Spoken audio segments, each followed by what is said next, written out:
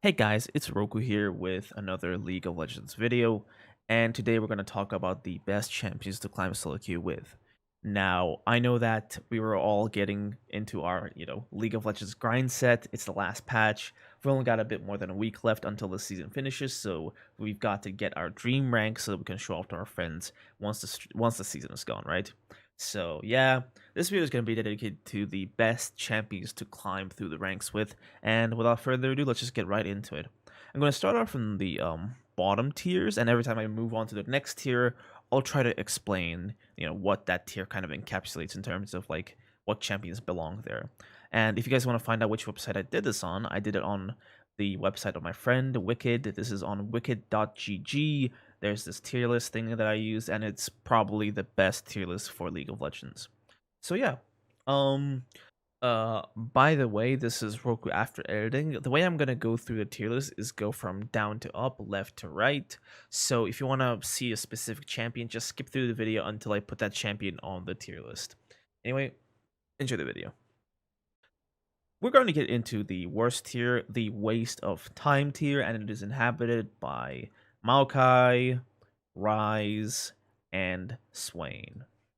Now, I hope this title is pretty self-explanatory because these champions are essentially a waste of time. They offer very little. They don't really fit the qualifiers of good SoloQue top laners. They have really big weaknesses or are just way too complicated to play. So, Maokai. Maokai is probably the most supportive tank, but out of every single tank in the game, he probably trades the worst. His trading is so bad. He just cannot put up a decent fight against any bruiser, and bruisers, juggernauts, and stuff are basically, here to stay. They're the main champions picked in top lane, and Maokai can't really do anything against them. He's way stronger in the support role, actually, but as a top laner, he just doesn't have the goods. Ryze is a very difficult champion to play, and I wouldn't recommend playing him unless you're like, Grandmaster or Challenger, where you have such good macro and stuff that you can actually put his immense wave control to use, and even then you kind of need help from your jungler to do anything. So overall, all he does is just wave clear, and that's pretty much it. He's not that useful in any other way. And Swain is very difficult to play, kind of like a Maokai into most top laners because he can't really do anything. Earlier on, he's pretty much a free kill, and his self peel is quite easy to dodge for most champions. Like you can sidestep it. Now imagine trying to fight against like a Riven or something who can just dash everywhere, and you can very easily imagine how playing Swain is basically asking you to get murdered in lane over and over again. So that's pretty much the waste of time tier. Let's move on to the rarely good tier. Now, this is the tier for champions where, as the title says it, they're rarely good. They're either, too early game focused, they don't have much prio, or they take way too much effort to make work, or something along the lines of that, okay? The first champion here is Kale. Like I said, she's an early game champion who doesn't have much prior earlier on. She doesn't impact, the river that well, and she's only good when you pick her into specific matchups that she can just kind of kite. And even then, she's very abusable in lane. Nasus is in here for a similar reason, except Nasus is a bit better in 1v1s, but he is way worse at team fights because Kale actually scales up to be like a monster late game, whereas Nasus, although he kind of scales, he just gets destroyed because the backline in the current meta has so much damage that you just can't survive against them as a tank. And that's what Nasus basically is like, just a tank who can do a bunch of damage. The next champion on this list is Lucian. Lucian is basically a worse version of Vayne, right? So any matchup that Vayne is good against that she can do a lot against, Lucian also does decently well against. But as a drawback, he only has one way to just peel himself off of the enemy, which is just his E, okay? And if he messes that up, or if he just, up against someone with a lot of movement, so that E's not enough, he is basically just doomed. He's like a far more risky version of Vayne, and he kind of belongs in the mid lane, not top lane.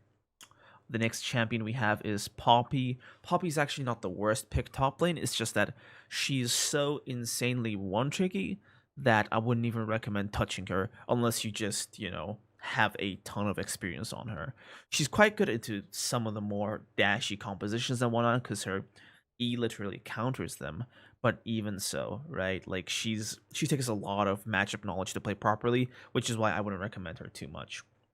Yasuo is in here for a very similar reason. He is probably like not probably, he's definitely the most difficult champion to play in the game, and unfortunately, it doesn't matter how good you are on Yasuo because there's a lot of matchups that just ruin his day, like Darius, Renekton. Most bruisers just destroy him absolutely, just entirely. So, aside from a few small windows of power spikes, you can't really do that much on a Yasuo. And to even do that much, you have to be so good that like the effort it takes to be that good is just not worth it anymore. Vladimir is in here for the same reasons as these guys, too weak early game, and honestly, he's way better in the mid lane, where he can kind of just walk around and seep a few kills from here and there. In the top lane, he's quite abusable, which is why I wouldn't recommend him to be here too much. All right, so the next tier we're going to move into is the counters or hard champions. These are champions who are either counter picks, meaning they only work with the specific champions, or they're viable, but they're pretty difficult to pull off. Okay, so a good example of a champion here is Akali. She's only good against certain matchups, and although it is pretty, it's a meme. Oh, Akali is so skillful champion. She actually is somewhat difficult to pull off. So she's just a combination of being difficult and being a counter pick. And also, Akali isn't really much of a champion until she gets her level 6 power spike. And the way things go in top lane, you need power before 6. Otherwise, you just get stomped out by these other beefy juggernauts and whatnot who just, eat early game champions for breakfast. Up next, we have Heimerdinger. Heimerdinger basically only functions as a counter pick. He's a very, very lane dominant, but because of like how much damage champions have in the game, he gets one shot so easily. So with just one misstep, you instantly die. Now, to be fair, you probably take out the champion that just killed you as well, thanks to your, overpowered turrets, but like it takes quite a bit of like skill to play him, especially into junglers and how to position with your turrets and whatnot. And I would just recommend him as a counter pick because such a champion who's only good at defending an area and not good at attacking should be played somewhere where the area you're defending is more important, like mid lane.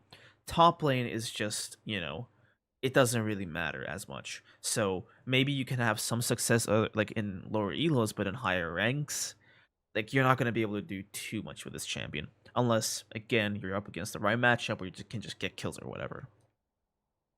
Olaf. Olaf is in a similar boat in that he's basically just a counter pick. He's not very difficult to play. I mean, the skill in Olaf comes with knowing what kind of fights you can win, but that's more so like just a counter thing, okay? You counter some champions, you can beat them or you can't beat them. And the thing about Olaf is that you have to get kills. If you don't get kills with Olaf and just keep getting kills over and over again, then you're gonna fall off very quickly and be completely worthless. Olaf needs kills to snowball because he snowballs and he peaks mid game very, very hard, but he just falls off of a cliff. And late game, he is absolutely just worthless to any team, to anything. Just there's no use for this champion. So, like, keeping up the pressure of having to get kills over and over again is just sometimes a bit too difficult for some players, and it's somewhat impossible into specific matchups. Up next, we have Kennen. Kennen is not really like other range top laners in that like he's actually somewhat difficult to play. Like Kennen actually, as annoying as he is, Kennen takes skill to pull off properly, to kite properly, to know how much you do damage with your stuns and whatnot. So like he's not a very easy range top laner to play. Not to mention how like he doesn't actually have the damage to put up that much of a good fighting into a lot of top laners. So he's also susceptible to getting abused by a jungler if the enemy top laner's wave clear is good enough. So he's a combination of being a counter pick and also being difficult to play. Vayne. Vayne is just a pure counter pick, okay?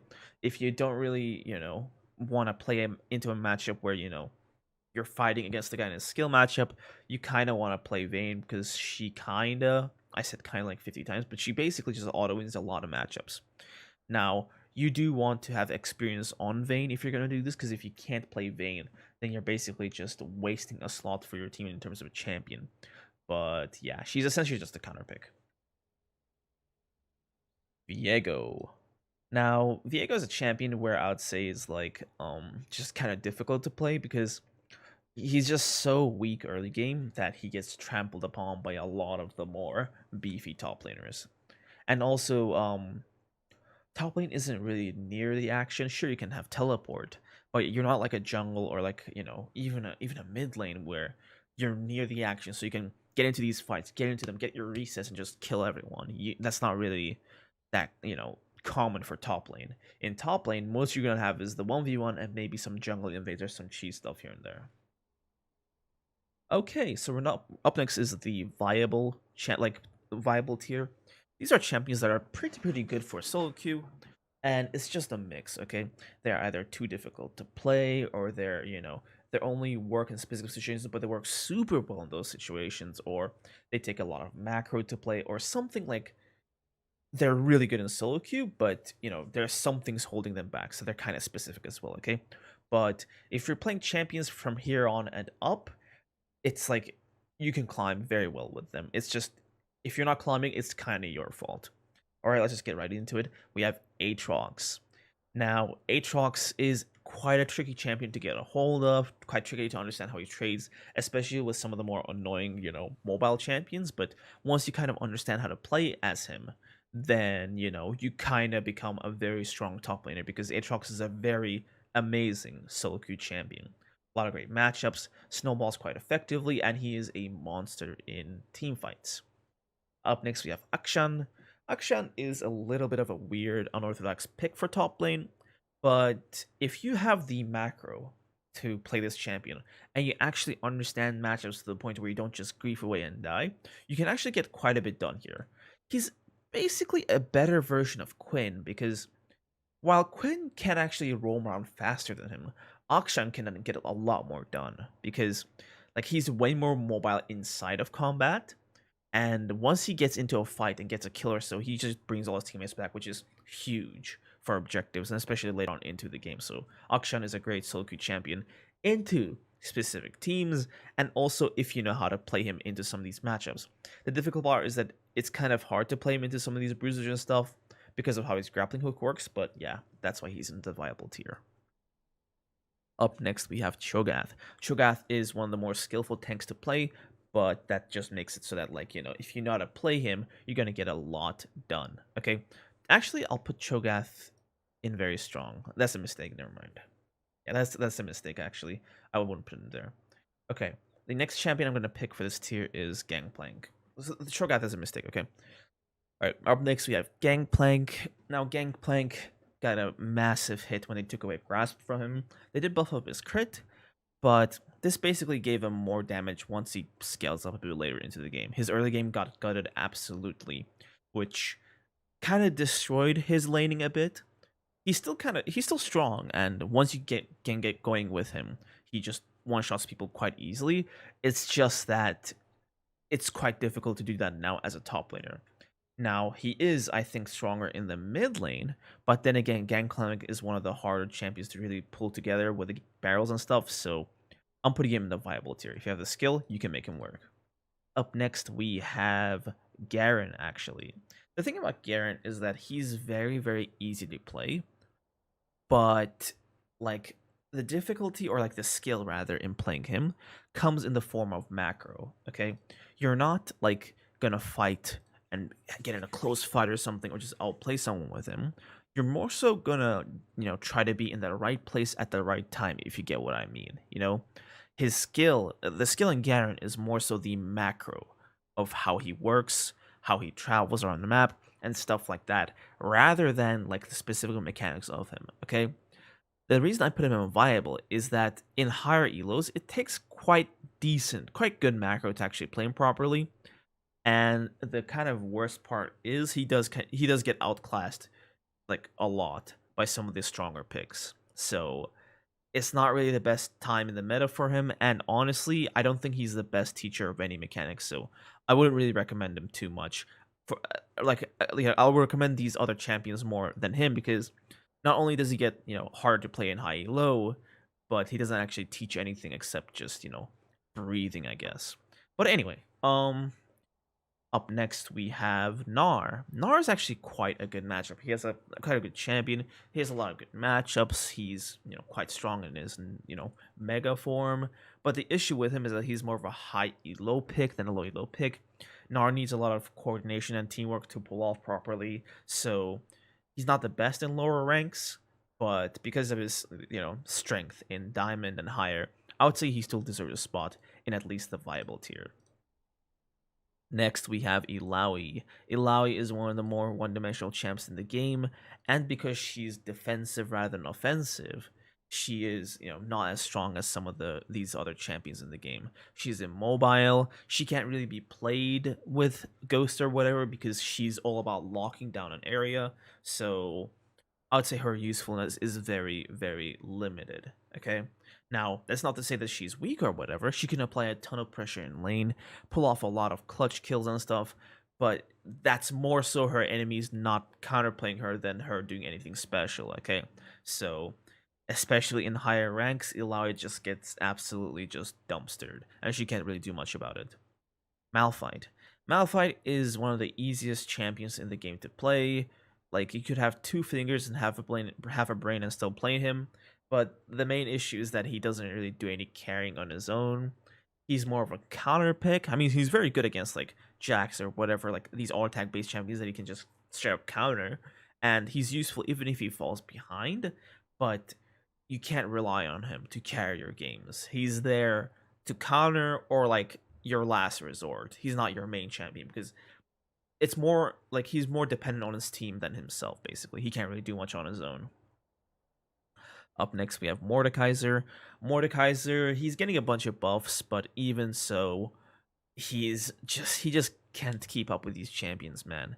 Mordekaiser has no good mythic, so like I would have loved to put him at very strong, but that's just not true. Mordekaiser just can't keep up with the champions of season 11, so he's at the viable tier. He's still pretty good, and if you're in a lower rank, he's really strong because of how simple he is to play, but the higher up you get, the worse he gets. So yeah, he's only viable. Next is Pantheon. Pantheon is quite a difficult champ to pull off properly, but there's just so much carry potential with him that if you know what you're doing, you can do a lot. It's just that the macro requirement and all the skill you need with him is just, it all just pulls him back, it just holds him back, but he's a very viable SoloQue pick that just takes a bit more skill than most players are willing to give up for him. Quinn. Where's Quinn? Where's Quinn? There she is. Quinn is the same thing as Akshan. If you know the matchups, if you have good macro, and if you roam to help out your team, you can get a lot done.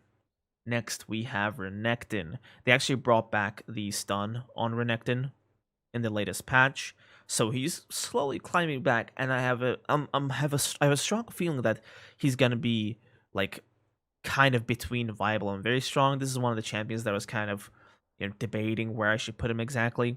But yeah, he can be either very strong or viable. It's just that he takes a ton of skill to put together to really play. So unless you one-trick him, I wouldn't recommend you touching this champion.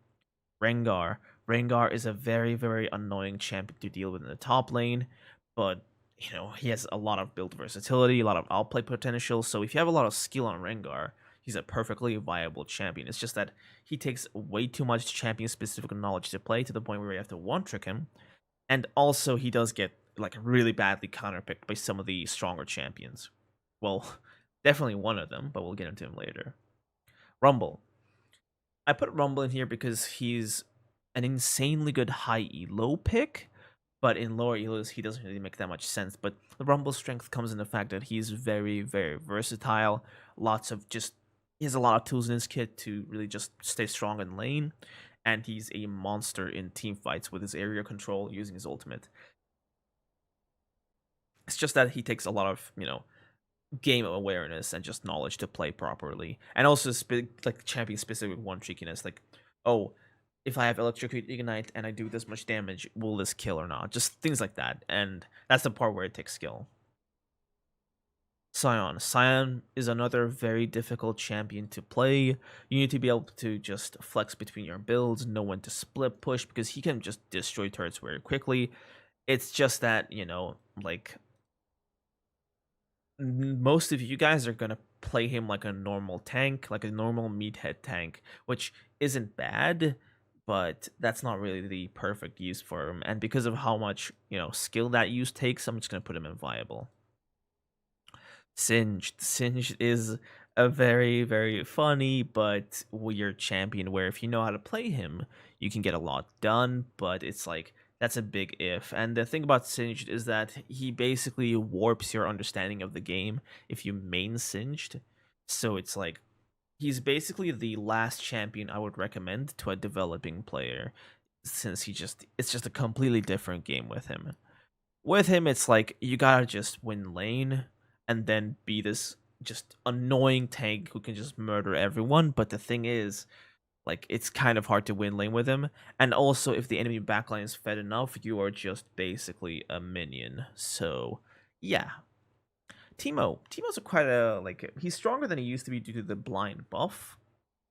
But I wouldn't put him at any higher because Teemo's actually quite difficult to play. Like, seriously.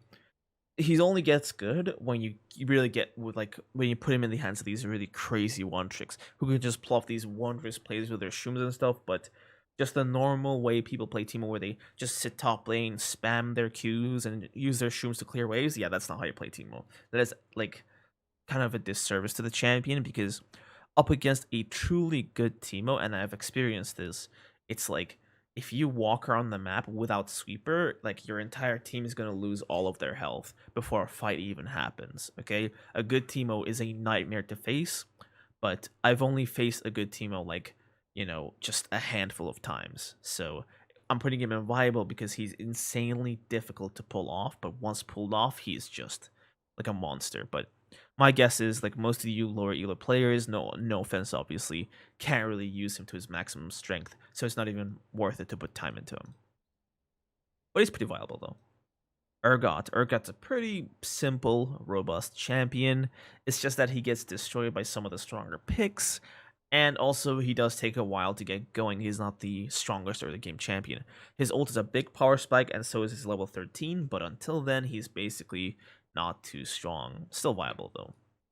Yorick is an amazing champion if you can pick him into a matchup where he wins, right? If you don't really win the matchup with Yorick, the game is a bit hard. You still take down turrets and split push, but it's just you can no longer be the 1v9 monster that Yorick can potentially transform into, because when Yorick wins lane, he just absorbs so much CS, and it's really difficult to just stop him, okay?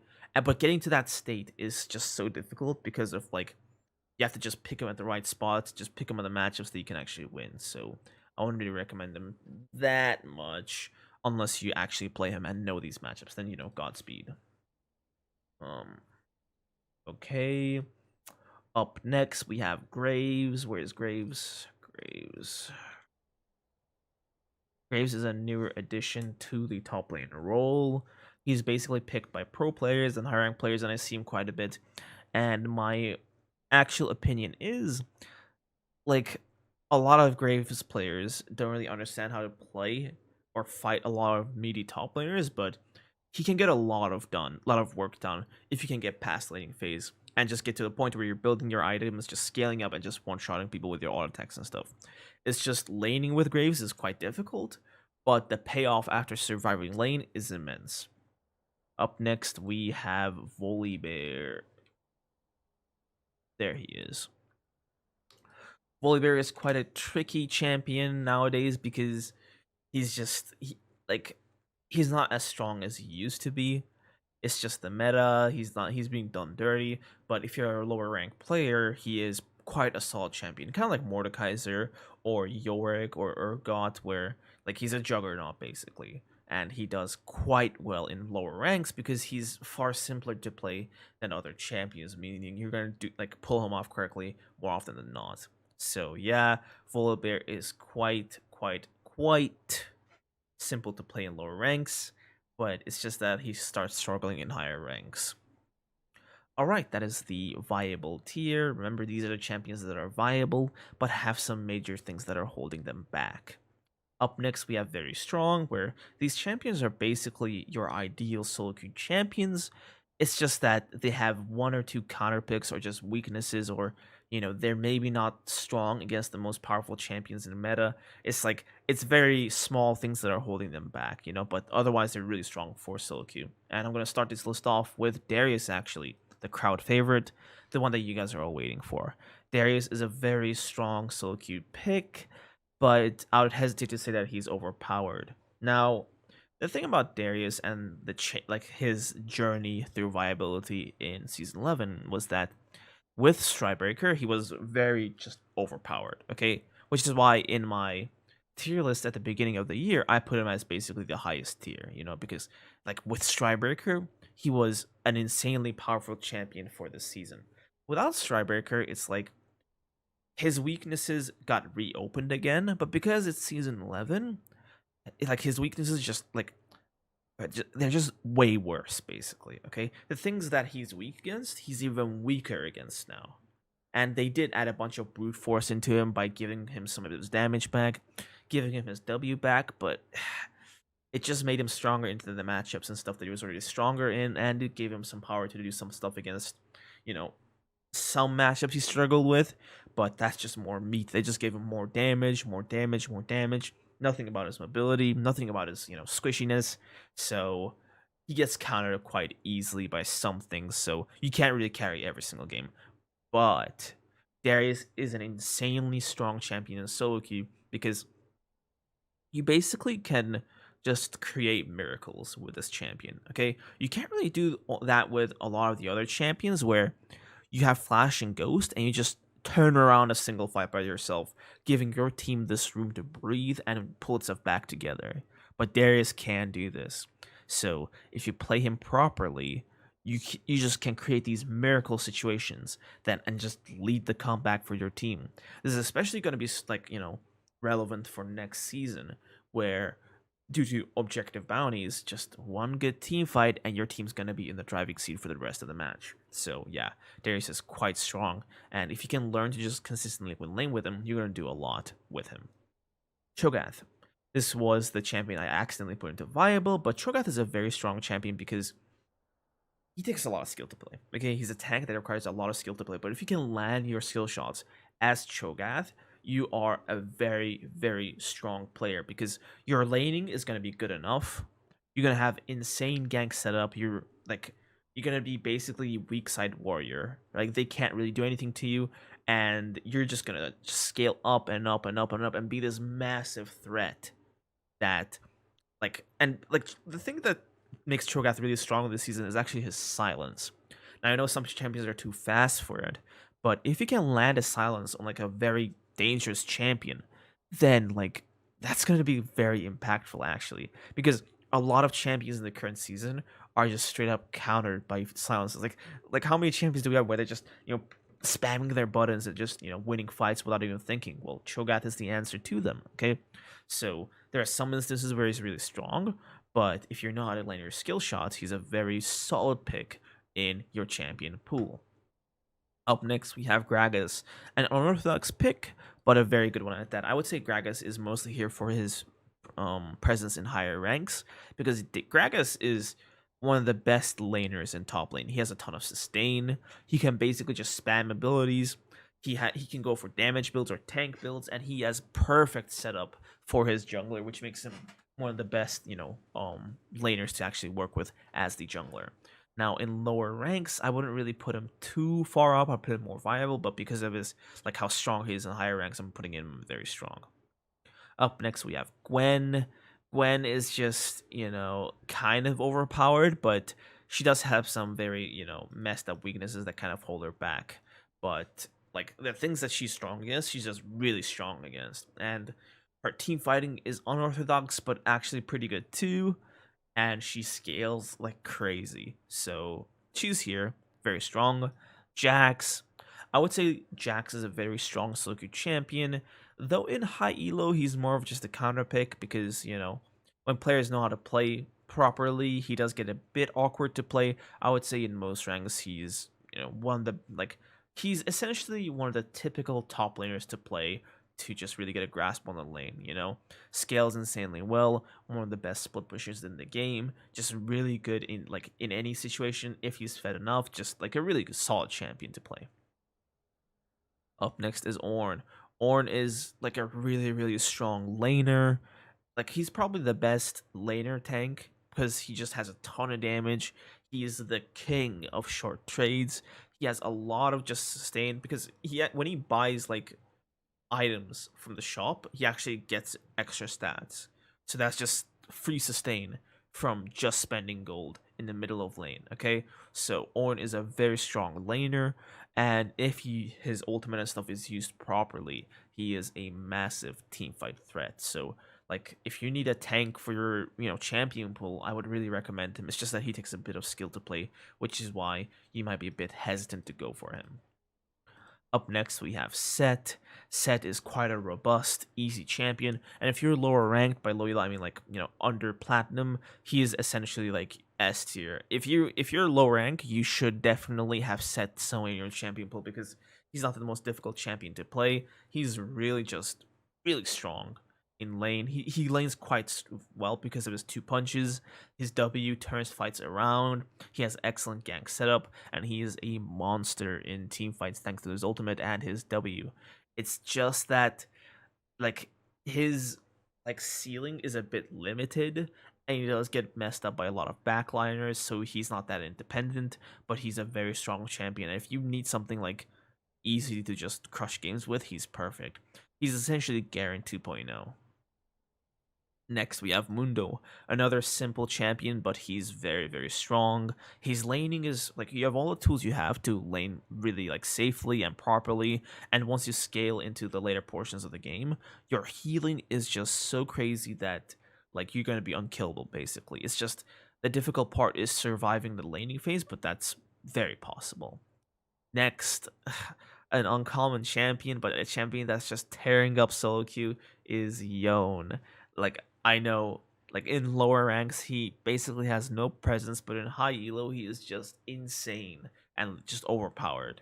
So like, if you're playing high elo top lane, so diamond and above, Yone is very much overpowered.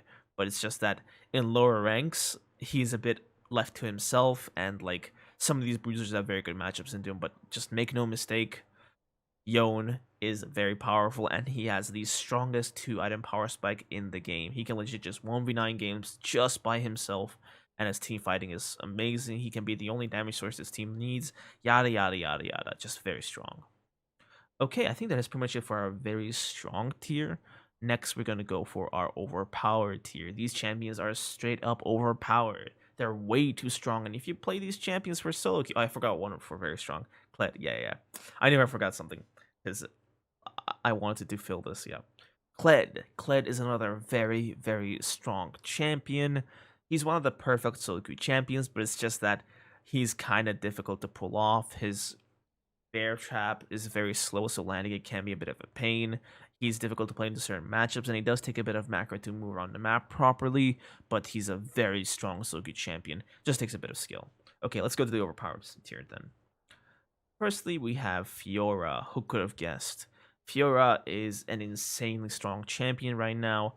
You can basically just put, like, if you have enough practice with her, you can brute force your way through essentially every single matchup in the game. She is so strong. She's unbeatable later on in side lanes if she gets ahead. And, like, she's so mobile that she's essentially one of the few champions in the game who can actually split push later on into the game. You know, it's like you can't really catch her because of how mobile she is, how she can just, spam her lunge. So yeah, she's very powerful and overpowered. Irelia, another just OP champion. She's a very powerful laner. Her CS is always going to be great. It's just that she takes a bit of skill in landing your E, but aside from that, Irelia is a monster. So if you want a champion that basically plays itself, there it is. Pick her up because all you have to do is land D and you can basically win most lanes.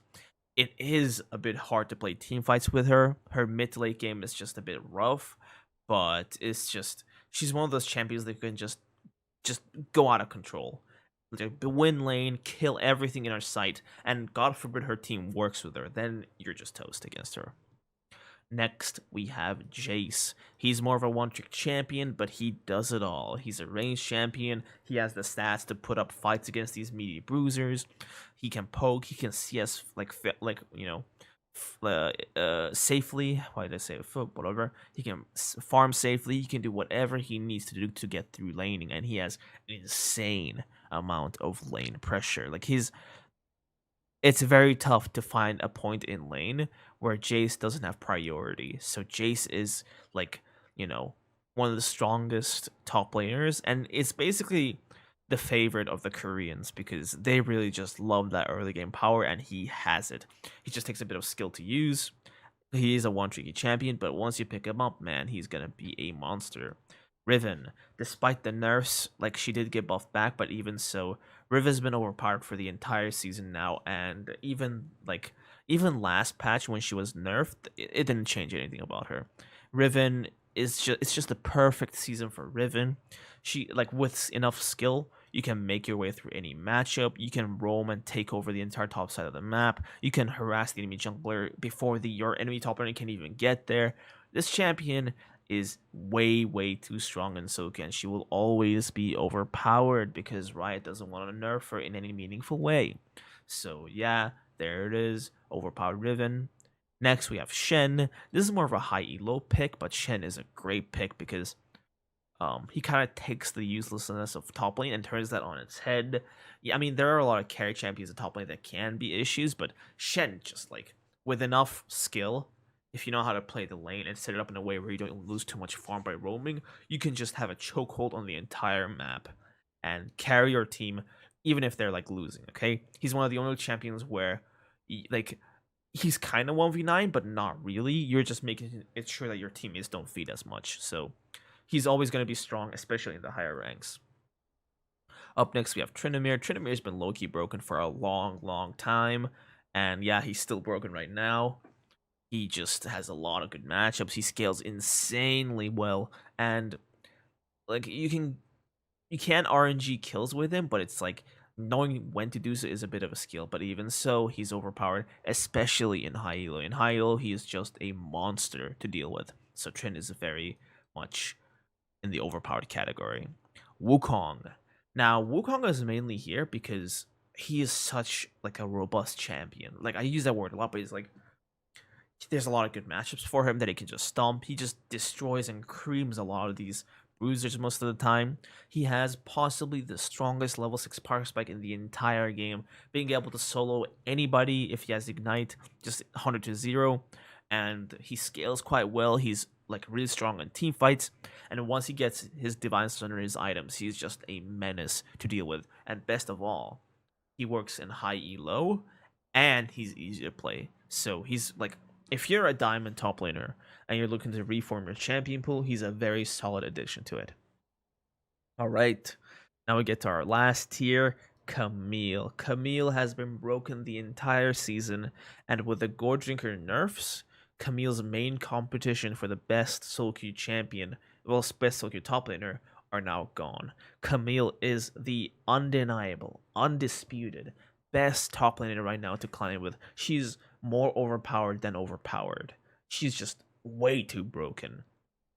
The idea with Camille is that, once she gets out of lane, she's a menace, but, it's hard to get out of lane. But that has not been the case for a while now. Camille just has so many ways, like you can abuse grasp, you can abuse inspiration, cookies, whatever, and just like basically breathe, like just skip the laning phase. You can also go ignite teleport and just basically skip the laning phase, and it's like it's so easy to just one-shot people because Divine Thunder is still not properly nerfed. Once she gets Divine, she can just go for these trades where she chunks out her enemy's HP by half. It's like, and not to mention how she can take over the entire top side of the map and scale well. She split pushes well. She's good against the enemy backlines because she can just one-tap everybody. It's like she can basically do every single thing you would want a top laner to do. And she's a bit difficult to pick up initially for sure, but it's like this is a champion that's elo inflated for sure. And if you were a Camille if you were a Camille player or are a Camille player, then just keep playing her, because just get that LP while you can. Okay, I'll be very surprised and also disappointed if Riot didn't nerf her, but she is so overpowered that like if you need a cheap rank, play her. Anyway, guys, that is pretty much it for this SoloQue tier list. I hope it isn't too difficult to navigate the tier list. So, yeah. That'll be pretty much it for this video. Peace out.